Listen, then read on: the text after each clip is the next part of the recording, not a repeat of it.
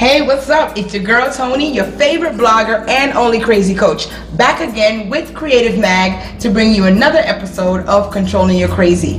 This week we have something completely different, but before we even go there, don't forget to find us on IGTV, YouTube, and Facebook. So last week we took a little different approach, right? We talked to the millennial. We got a perspective from the youngin', right? What the millennials think, why they text so much, why they court through social media, what all of that means. So what I did was I brought all of these fellas together to get the scoop on their perspective as a whole, right? Not just from one man, but from men. So without further ado, let us welcome our panel. We got Tavares, our returning guest, non-existent boyfriend. We have the millennial Shamar, and we have the professional guy here, right? Burns. Welcome, gentlemen. Thanks for coming again. No problem. All right. So I'll get right into it. Now, it's obvious, right? We got all brothers here, okay? We got our strong, beautiful black men. But I gotta ask you guys, is this just a black thing with women? Are black women the only women that are crazy? Have you ever dated outside your race? And can you tell us, is this a black woman thing or is it just a woman thing? Me personally, I think it's just a woman thing. Okay. Black or whatever color or race they may be, I just feel women don't know what they really want. I think women need to communicate with themselves. Not just communicate with other people, but communicate with themselves. What do you really want? Do you really want a relationship? Or do you want a friends with benefits situation? Communicate. Let the situation be known. You feel me? Okay, I feel you. So it's not just a black woman thing. You want to chime in on that, Burns? I agree. I think I'm the older statesman here. I think black or white, I think women are going to be themselves, and I think you need to communicate. You need to figure out what you want, and you do not want to play games. So you're going to make sure that you don't play games. Either party not play games. So that's what I think.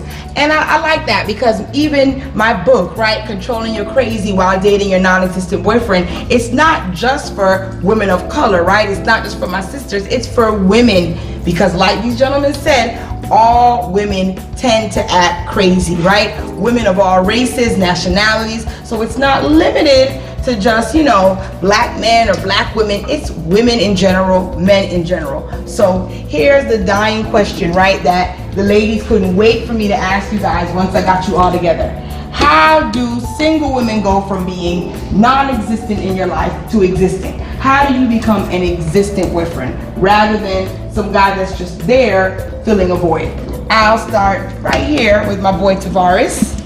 Well, I think that situation deals with a lot of, most of the time it takes a situation. So,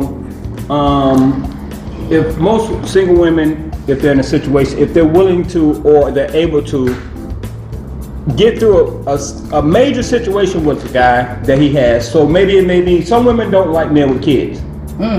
So once they find out, okay, he has kids and something major happens with the kids and the mother of his kids, and the girlfriend is like, okay, well, I understand. I'm here to support you. Then, like situations like that help, men get to a point where, okay, she may be the one. Okay. But it just takes. I feel like it takes a situation, like not a major situation, but a situation that is out of the norm to let you know, okay, this might be the one for me. All right, Shamar, chime in on that. So, how do you become existent in a woman's life? What are some things that will make you become existent? Most of the time, when a woman says that she's gonna be there, you know what I mean? Like if you got a woman that's willing to help you out when you're in a spot or something like that, you know what I mean? And most of the time you won't even let them get in that situation. You're gonna be the man and come through for everything. But just knowing that they're gonna be there, just knowing that they're gonna be there and be there for you if you're not, you know what I'm saying, if you're not on top of your game. Okay, so you want to see that potential in her. You want to see the potential. You might not even need the potential. Okay. You see what I'm saying? You might not even need the potential, but you just want to know that the potential is there. Okay. Once you know the potential is there, then you could do your thing. You know what I mean? You might not even need them. Once you know that they're doing their thing, they're gonna be there for you. If you're down, you're gonna come through. You know what I mean? They might not even need to come through. Cool. You just want to know that they're there. You feel me? All right. I feel you. And Burns, let us know. Think about your past. What makes you become existent in a woman's life? Well, I think the first day you meet a woman, you know that woman is going to be someone existent or non-existent. Ooh, you're going to put her in the category that, hey, this is going to be a wifey, girlfriend, girl, or it's going to be somebody you just kick it with, or you just have some fun with. And so that first date, and then everything afterward, they reinforce what you already know. Ooh. And so either they do right and they reinforce, hey, this is the girl and I'm going to do it, and or if they do something where, okay, they move to a non-existent. And rarely does a non-existent woman become a wifey or a girlfriend material. So, girls, we already know the first hour, the first day, we already know. We put you in this category, and it's hard for you to change out of that category. And so, that's what it is. And I think we are naturally hunters. Yep. So you don't need to do anything. You don't need to just be yourself, and then ultimately we're gonna decide, and we're gonna act accordingly. Yeah, and you know, I knew these things all along, right? Men know, ladies, right off the bat if you are crazy and whether or not they'll be non-existent in your life. So I'm gonna come from a little comedic approach for a second, right? And just answer really quickly. I'll go down the line. Have you ever determined that a woman was crazy, for lack of a better word, because she didn't smell good, look good, something trivial, right? You took a very small reason that you knew you could have worked on, but because of it, you let her go, called her crazy, and kept it moving? Yes or no? I say no. Ooh, Shamar, yes or no? Hey, listen, my answer is going to be complicated. The reason why I say it is because the woman should be focused on becoming the man's best friend. Okay. If they just focused on being the man's best friend, everything else will fall into place. The reason why I say that is because if you focused on being my best friend, I'm gonna wanna be around you. I'm not gonna wanna hang around with my dog. Hey, what's good, bro? You know what I mean? I don't wanna be around him, right? Because I enjoy being around you. Cool. So just focus on that, and you know we'll build from there. Simple Okay. as that. That's all. Cool. And Tavares, yes or no? Have you ever just let go of a woman, called her crazy, wrote it off because of something trivial? Yes.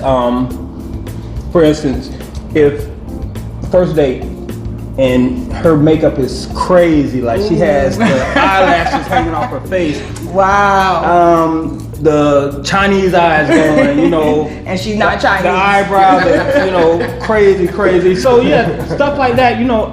First appearance, you know, makes a huge, you know. Yep. It makes a huge point.